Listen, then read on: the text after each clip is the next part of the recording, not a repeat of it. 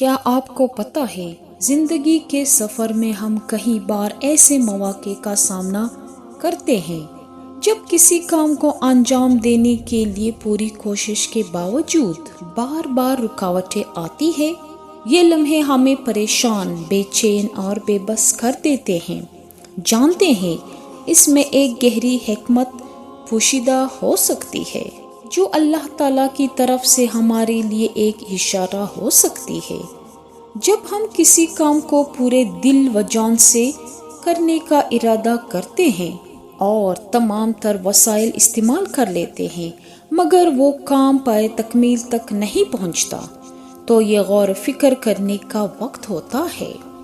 یہ رکاوٹیں محض اتفاق نہیں ہو سکتی۔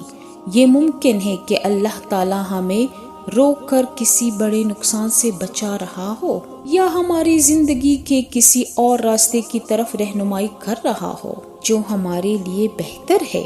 قرآن مجید میں ارشاد ہے، اور ہو سکتا ہے کہ تم کسی چیز کو ناپسند کرو اور وہ تمہارے لیے بہتر ہو، اور ہو سکتا ہے کہ تم کسی چیز کو پسند کرو اور وہ تمہارے لیے بری ہو، اور اللہ جانتا ہے اور تم نہیں جانتے۔ ہماری سمجھ محدود ہے مگر اللہ کی حکمت لامحدود ہے۔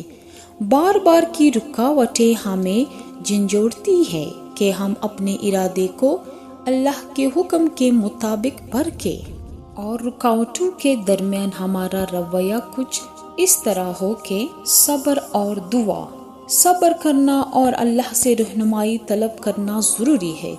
ہو سکتا ہے کہ اللہ ہماری دعا قبول کرنے میں تاخیر کر رہا ہو تاکہ ہمیں بہتر چیز عطا کرے۔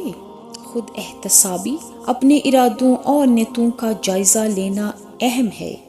کیا یہ کام واقعی نیک اور جائز ہے یا ہماری خواہشات اور انا کے تابع ہے؟ متبادل راستے پر غور۔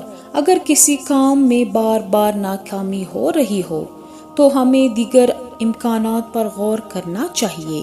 شاید اللہ تعالیٰ کسی اور راستے پر چلنے کی ترغیب دے رہے ہو۔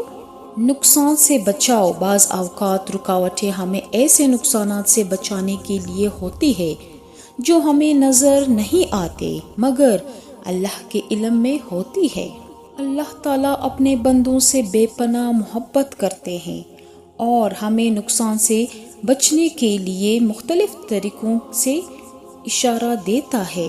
بار بار کی رکاوٹیں ان میں سے ایک اشارہ ہو سکتی ہے۔